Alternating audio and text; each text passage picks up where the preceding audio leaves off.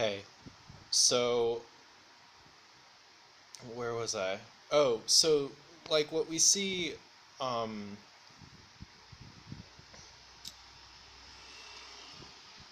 the what made that show special, what existed only in Awesome Show, was Doug Lussenhop, DJ Doug Pound, um, the other writers on the show, um, and then this, sort of like exploitation stuff,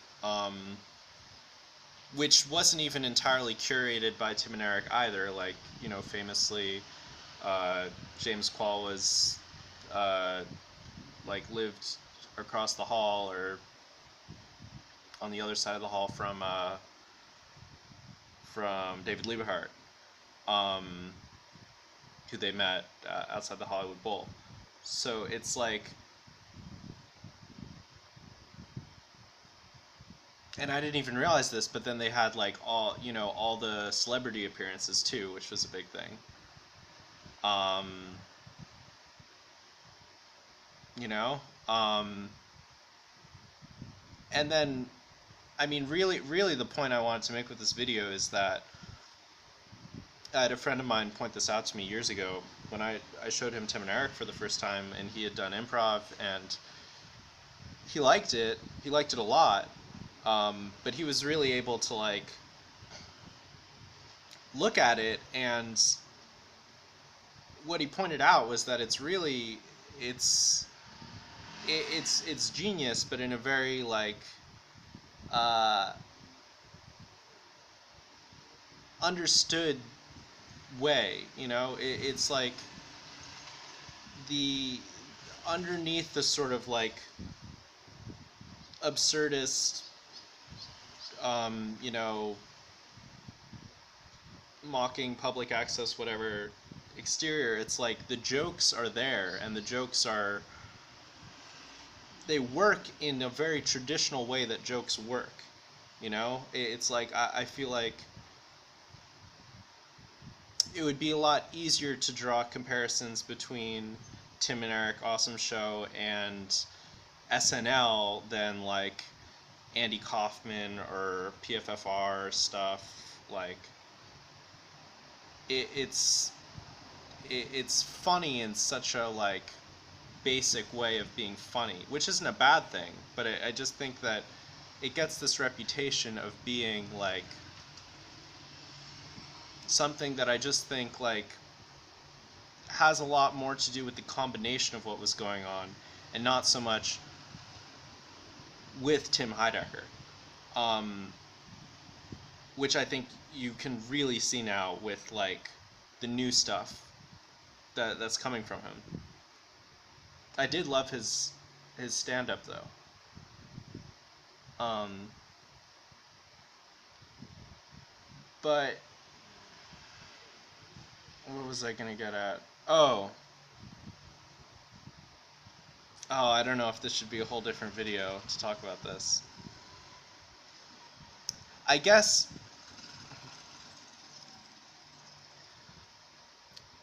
in all of the out of all of the like pseudo Tim Heideckers that have popped up afterwards, um,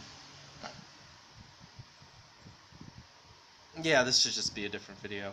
Basically, it really fucking bothered me how long the not just how long it was. If you guys watched H3H3 Productions like maybe 2 years ago, they had the longest fucking intro ever, and it did not fit the mood of the show. It did not fit the atmosphere of the show. It wasn't funny. It was like this weird, arty sort of, like made me think of like an Ariel Pink video, and it sucked, and you had to watch it every time you wanted to watch a stupid fucking H3H3 video. And then they got rid of it, and then they brought it back shorter, and thankfully it was at least shorter. It still isn't it's a stupid song. It doesn't have anything to do, like, it doesn't thematically fit with what the videos are like. And you guys know I made this other video about, I don't know, man. I've just gotten a weird vibe the whole time from that show. It was weird. I mean, it's like an objectively weird show.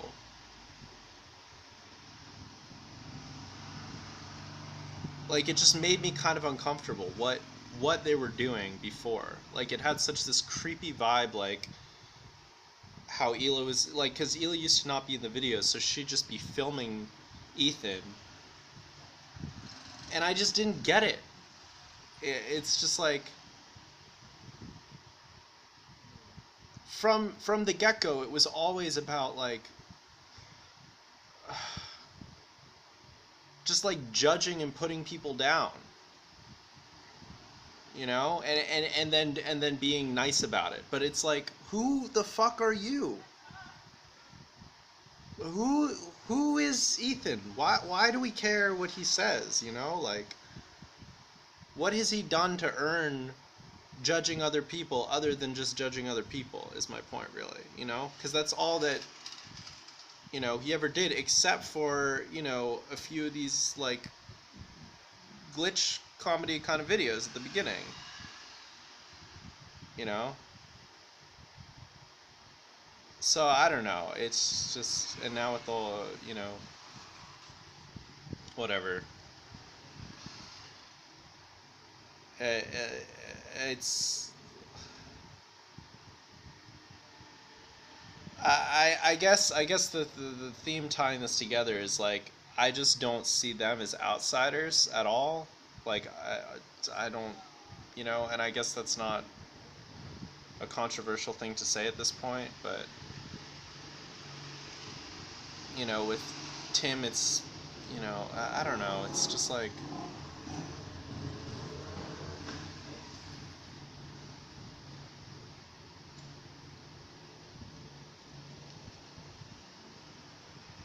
yeah. I think I was just too young. I think I really misunderstood Awesome Show when I was watching it. I didn't really understand, like, I didn't understand a lot of shit, but I guess, you know, in, like, 2009, it felt like, you know, to be subversive was to be anti-establishment.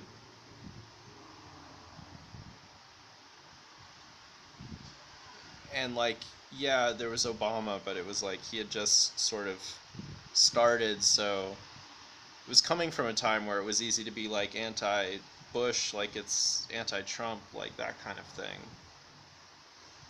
And but then it got a lot more confusing, because then it started being like, you know, it wasn't so much about being open as it was about being, like, specifically correct politically, um, selectively accepting, I guess, is what I would call it. And that's really what that culture was about the whole time, you know? Or that's at least where they would end up falling, you know? Which isn't the case, you know, which isn't the case, I don't think, for Anthony Fantano. Because he's a different, you know, he, like, created his own job from, like, he created a job that didn't even exist. You know, so props to him. Um,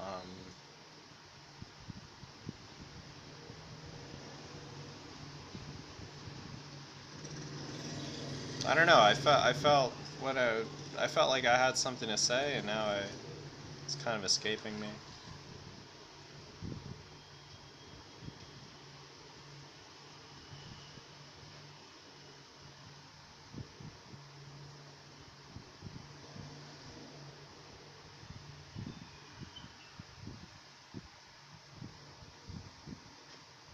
I don't know. I just feel. I guess I feel like Eric.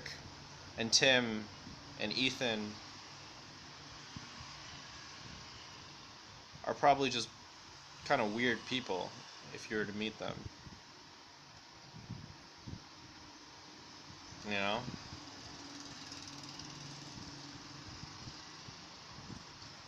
And they're probably just really weird.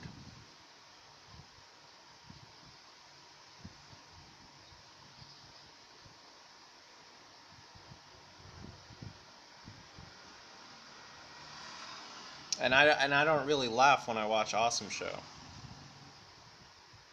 You know, I think that what is I think the strongest thing about that show is what it did is it allows people just so you can it's just like a way of socially navigating. Like you meet someone that like likes Tim and Eric, and then like you feel like you at least on some level can kind of, you know with this person, yes, we can kind of like, accept this sort of like, I don't even know what to call it, what people call post-ironic or whatever, but I would just call like, I don't know, just ironic, or like,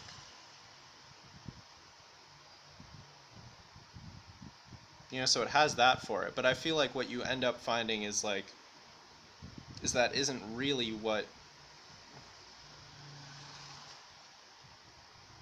I don't know. I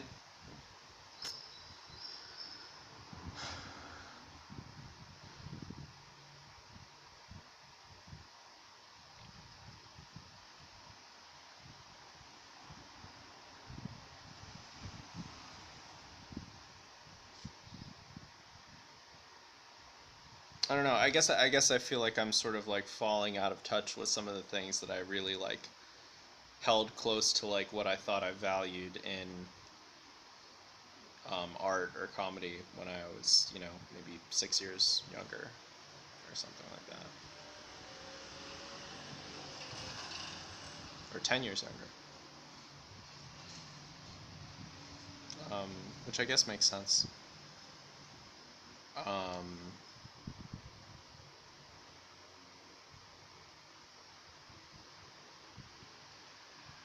but yeah, I don't know. I guess I also had that happen maybe, like 15 years ago, like when I was like, I thought Adam Sandler was like the funniest.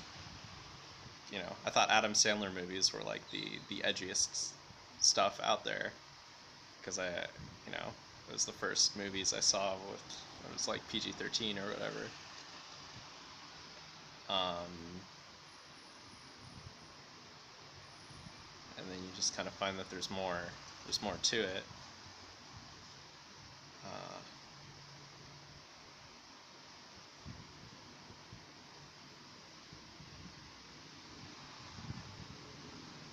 yeah, I don't know. And to give it credit, like, uh, what I really liked about watching Awesome Show is like when I would watch it when I was high and tried to really like take it for what it was. It was, the there would be some cool shit in just how the whole episode would tie together. I think they did some really cool stuff with that. And like the splicing between skits where it would like one would sort of like meld into another one, and then to like try to think about that rationally, like think about what if this is still the commercial from the last skit, because it never really said that it's not a commercial anymore when it came into the new one, or something like that. Like, you kind of have to do that work to really appreciate it on that level. Not on that level, but I mean to appreciate what what's right there, but without getting lost in like the text. Um,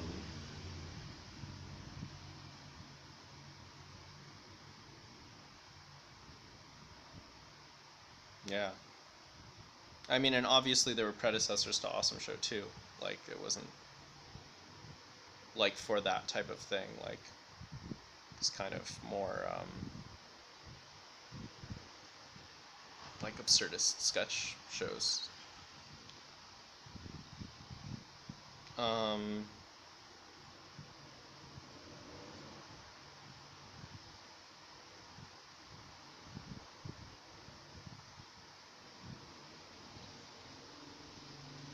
I guess I'm just trying to figure out if it's interesting or not. And that's why I don't know if I want to wrap this up making the point that it is or it isn't.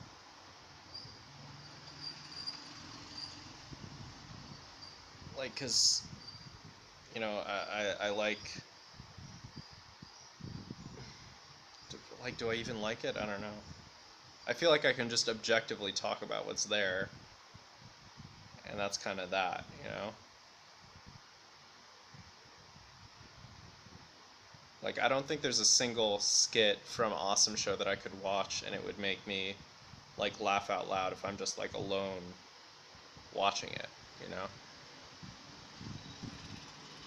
And I think that they're totally aware of this too, like in interviews, not what I just said there, but like about how traditional it is. Like they'll all like Eric's always talking about Larry David and like uh, you know, I'm sure they loved like Mel Brooks and like it's not like they're trying to, you know,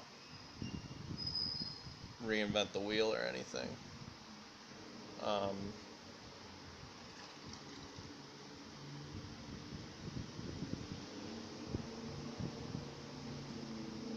but I guess I don't really care anymore. Like, I watched the Major Lazer videos or whatever, and Beach House one, and it's like,